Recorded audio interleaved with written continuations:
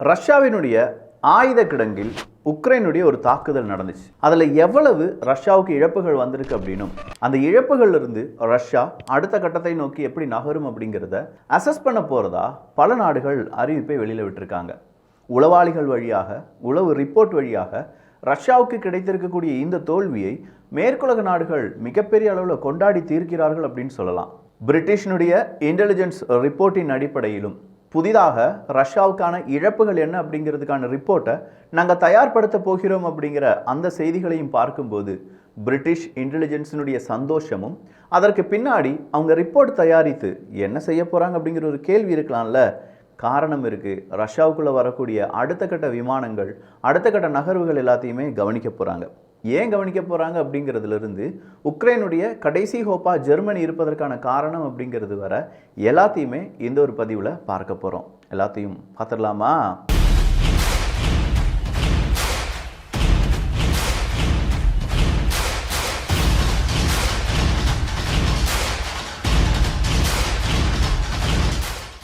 KN-23. இந்த KN-23 அப்படிங்கிற missile ரொம்ப இம்பார்ட்டண்ட்டான ஒரு மிசைல். இந்த KN-23 மிசைல்ஸை வடகொரியா ரஷ்யாவுக்கு கொடுத்தது அப்படின்னும், ஸோ கிம் அவர்கள் ரஷ்யாவினுடைய அதிபராக இருக்கக்கூடிய புட்டின் அவர்களுக்கு நிறைய உதவிகள் செஞ்சுருக்காங்க. அதற்கு பதிலாக ரஷ்யா இந்த நியூக்ளியர் சம்பந்தமான நிறைய ஆராய்ச்சிக்கானதும் அதே மாதிரி அவங்களுடைய டெக்னாலஜி டிரான்ஸ்ஃபர் அப்படிங்கிறதெல்லாம் செய்து கொடுத்திருக்கிறார்கள். ஸோ பண்டமாற்று முறையில் ரஷ்யா வடகொரியா, ரஷ்யா ஈரான் இவங்க ஆயுதங்களையும் டெக்னாலஜியும் பகிர்ந்திருக்கிறார்கள் அப்படிங்கிற தகவலை கொஞ்சம் நாட்களாகவே, கொஞ்சம் மாதங்களாகவே பல ஆங்கில ஊடகங்கள் அவங்களுடைய செய்தியை வெளியிட்டு வருகிறார்கள். இந்த செய்திக்கு ஒரு தலைப்பட்சமாகத்தான் KN-23 மிசைல் அப்படிங்கிறது கடைசியாக உக்ரைன் 2 இடங்களை அடித்தாங்க அவங்களுடைய ட்ரோன் வச்சு. அந்த 2 இடங்களிலையுமே KN-23 மிசைல்ஸ் அதிகமாக இருந்ததுக்கான வாய்ப்புகள் இருக்குது அப்படின்னு சொல்லப்படுது. அப்போ இந்த KN-23 மிசைல்ஸ் அடி வாங்கிருச்சு, அந்த அம்யூனிஷன்ஸ் டிப்போட் அப்படிங்கிறதுல பெரிய அளவில் அழிவுகள் வந்துவிட்டது என்றால் சீக்கிரமாகவே இந்த மிசைலினுடைய ரீப்ளேஸ்மெண்ட் அப்படிங்கிறது நடக்கும். இந்த மிசைல்ஸினுடைய ரீப்ளேஸ்மெண்ட் யார் வழியாகத்தான் நடந்தாக வேண்டும்? கண்டிப்பாக வடகொரியா அந்த ரீப்ளேஸ்மெண்ட்ஸ் எல்லாம் கொடுத்தா தான் சரியாகும். ஸோ வடகொரியாவிலிருந்து அடுத்ததாக ரஷ்யாவுக்கு ஏதாவது கம்யூனிகேஷன் நடக்குதா, ஏதாவது டிரான்ஸ்போர்ட்டேஷன் நடக்குதா, அவங்களுக்குள்ள ரகசியமான திட்டங்கள் வழியாக ஏதாவது செயல்முறைப்படுத்துகிறாங்களா, இது எல்லாமே இந்த உளவாளிகள் கவனிக்க ஆரம்பிப்பாங்க. இந்த கவனிப்பிலிருந்து தான் இவங்களுக்கான இழப்புகள், ரஷ்யாவுக்கான இழப்புகள் என்ன அப்படிங்கிறத கம்ப்ளீட்டாக சொல்லுவாங்க. இப்போதைக்கு 2000 டன் அளவுக்கான அம்யூனிஷன்ஸ் அப்படிங்கிறது எல்லாமே வெடித்து சிதறியிருப்பதாக சொல்லப்படுகிறது. ஸோ 2000 டன்னுக்கான வெடிபொருட்கள் அப்படின்னு சொல்கிறத அப்போ தான் ஜஸ்ட் டெலிவரி செய்யப்பட்டதாக சொல்கிறாங்க. ஒரு ட்ரெயினில் இருந்து டெலிவரி செய்யப்பட்டதை இந்த 2000 டன் அம்யூனிஷன்ஸ் அப்படிங்கிறத ஒட்டுமொத்தமாக இழந்து நிற்கிறது ரஷ்யா.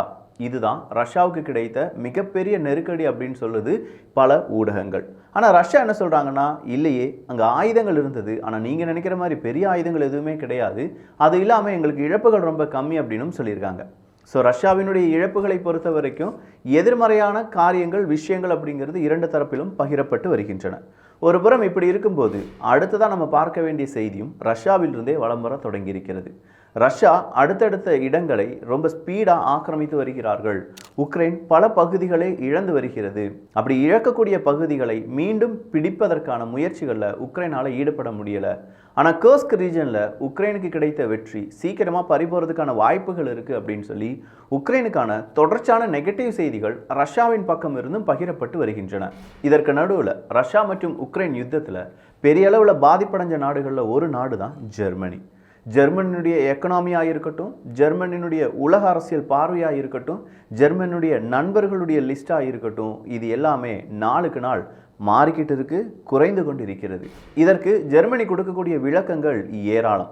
போர் நடப்பதால் எங்கள் நாட்டுக்கான ஆயுத உற்பத்தியிலிருந்து எங்கள் நாட்டுக்கு தேவையான அத்தியாவசிய தேவைகள் வர தொழில் புரட்சி இல்லாட்டி தொழிலாளர்கள், தொழில் நிறுவனங்கள் இதனால் நிரம்பி இருக்கக்கூடிய எங்கள் நாட்டுக்கு கொஞ்சம் பிரச்சனைகள் அதிகமாகத்தான் இருக்குது. அதுதான் எங்கள் நாட்டினுடைய எக்கனாமி பாதிப்பதற்கான காரணமே தவிர நாங்கள் உக்ரைனுக்கு உதவுவதனால எங்களுடைய எக்கனாமியில் எந்த பாதிப்பும் கிடையாது.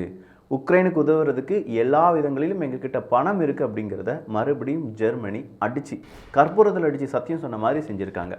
சரி, அப்போ ஜெர்மனியினுடைய இராணுவம் இன்னைக்கு ஒரு தகவலை வெளியில் விட்டுருக்காங்க. ஒஃபிஷியலாக அவங்களுடைய இராணுவத்துக்குள்ளே ஸ்வாம் ட்ரோன்ஸ் அப்படிங்கிறத டெஸ்ட் பண்ணி அதற்கான ரிப்போர்ட்டை நாங்கள் அசஸ் பண்ணிகிட்ருக்கோம் அப்படிங்கிறது தான். இந்த ஸ்வாம் ட்ரோன்ஸ் அப்படின்னு சொல்கிறது பொதுவாக இந்த ஸ்வாம் அப்படின்னு என்ன சொல்லுவாங்கன்னா, ஒரே ஸ்பீஷிஸில் இருக்கக்கூடிய விலங்குகள் பறவைகள் ஒரு கூட்டமாக வருவதை தான் ஒரு ஸ்வாமா வருதுப்பா அப்படின்னு சொல்லுவாங்க. அதுவும் பறந்து வரக்கூடிய பறவைகள் நல்லா கவனிச்சிங்கன்னா தெரியும், ஒரே மாதிரியான பறவைகள் அப்படியே ஒரு கூட்டமாக வி ஷேப்பில் இல்லாட்டி டபிள்யூ ஷேப்லலாம் அப்படி பறந்து வர்றதை நம்மளால் பார்க்க முடியும். ஆனால் இதே மாதிரி டெக்னாலஜியில் ட்ரோன்ஸை பறக்க வைக்க முடியுமா? ஒரே மாதிரி தன்மை இருக்கக்கூடிய ட்ரோன்ஸை ஒரு இலக்கை நோக்கி பறக்க வைக்க முடியுமா அப்படிங்கிற கேள்விகளுக்கான பதில் தான் ஸ்வாம் ட்ரோன்ஸ். இந்த ஸ்வாம் ட்ரோன்ஸ் அப்படின்னு சொல்லும்போது இலக்குகள் ஒன்று தான். ஒரு டேங்க் இருக்கா, அந்த டேங்க் அடிப்பதற்கு 10 ட்ரோன்ஸ் அப்படிங்கிறது ஏவி விடுறாங்க.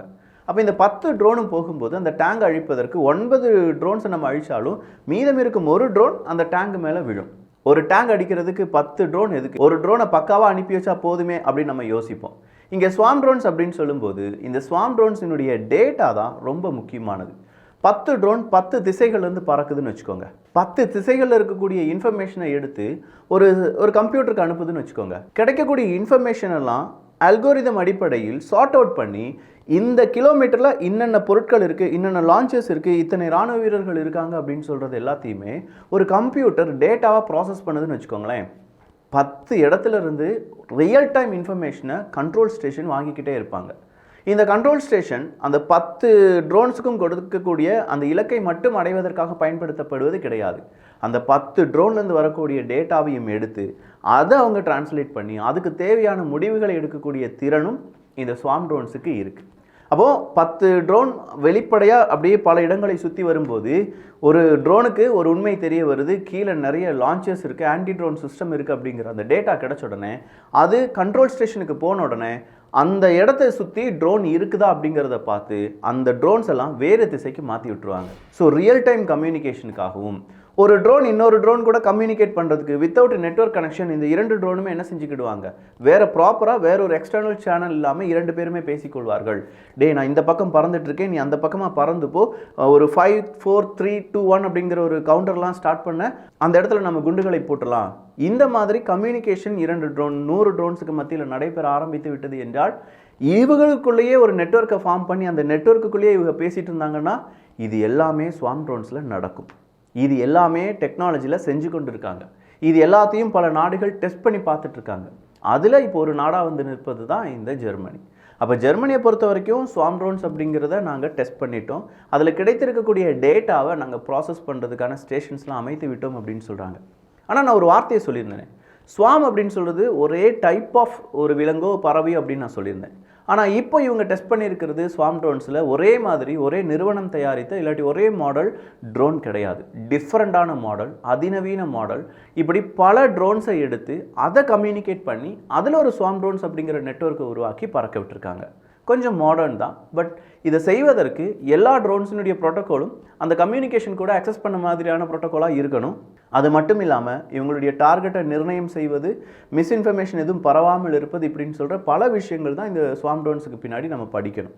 ஒரு நாடு படித்திருக்கும். அப்போ இதெல்லாம் செஞ்சு நாங்கள் சக்ஸஸ் ஆகிருக்கோம் அப்படின்னு சொல்லி ஜெர்மனி சொல்லும்போது ஒரு நல்ல சக்ஸஸ் தான். பார்க்கலாம், அது ரியல் டைமாக நடக்கும்போது தான் நமக்கு தெரிய வரும், ஓ உண்மையிலேயே ஸ்வாம் ட்ரோன்ஸ் இப்படிலாம் வேலை செஞ்சுருக்கு அப்படின்னு சொல்லி. அப்படி ஒரு இன்ஃபர்மேஷன் கிடைக்கிறதுக்கு கிட்டத்தட்ட நமக்கு ஒரு 6 மாதங்கள்லேருந்து 1 வருடம் வரை கிடைக்க வாய்ப்புகள் இருக்கின்றன. ஸோ பொறுத்திருப்போம். சுமி ரீஜனில் இன்னைக்கு ரஷ்யா நடத்தின தாக்குதல் காரணமாக முக்கியமான லாங் ரேஞ்ச் ஆர்ட்லரியினுடைய ஒரு சிஸ்டம் தகர்க்கப்பட்டிருப்பதாக செய்திகளை வெளியிட்டிருக்கிறது ரஷ்யாவினுடைய ஊடகம். ஸோ சுமி ரீஜன் அப்படின்னு சொல்லும்போது கர்ஸ்க் இருக்குல்ல, அது கூட பார்டரை ஷேர் பண்ணிருக்கக்கூடிய ரீஜன் தான் இந்த சுமி ரீஜன். அப்போ சுமி ரீஜன்லையும் கூடுதலான தாக்குதலை ரஷ்யா நடத்த ஆரம்பித்திருக்கிறார்கள். அதே மாதிரி இந்த போக்ரஸ்கி அப்படிங்கிற இடத்துலையும் அடுத்ததா ராஸ்னோ மேன்ஸ்கி அப்படிங்கிற இடத்துலையும் ரஷ்யாவினுடைய தாக்குதல் அதிகரித்து வருவதாகவும் ரஷ்யாவுக்கு அங்கே எல்லாமே வெற்றிகள் குவிந்து வருவதாகவும் செய்திகள் வெளியிடப்பட்டிருக்கின்றன. இதை மறுப்பதற்கு யாரால் மட்டும்தான் முடியும்? உக்ரைனால் மட்டும்தான் முடியும். பட் உக்ரைன் இதை மறுக்கவில்லை. இந்த போக்ரோஸ்கி அப்படிங்கிற இடத்தில் ரஷ்யாவுக்கு பெரிய சக்சஸ் இருப்பது என்பது உலக நாடுகளுக்கு தெரிந்த உண்மைதான். டாரஸ் மிசைல் சிஸ்டம், இந்த டாரஸ் மிசைல் சிஸ்டம் அப்படிங்கிறத ஜெர்மனி உக்ரைனுக்கு கொடுப்பதாக உறுதியளித்திருந்தது. அப்போ அங்கே இருக்கக்கூடிய ஜெர்மனியினுடைய எதிர்க்கட்சி தலைவர்கள் ஸ்கோல்ஸ் அவர்களுடைய இந்த அறிவிப்புக்கு பல எதிர்ப்புகளை தெரிவித்திருந்தார்கள். இப்போ ஸ்கோல்ஸ் அவர்கள் இன்னைக்கு மறுபடியும் அதை உறுதியாக சொல்கிறாரு, டாரஸ் மிசைல் அப்படிங்கிறது ஜெர்மனியிலேருந்து உக்ரைனுக்கு கிடைச்சிருக்கும்.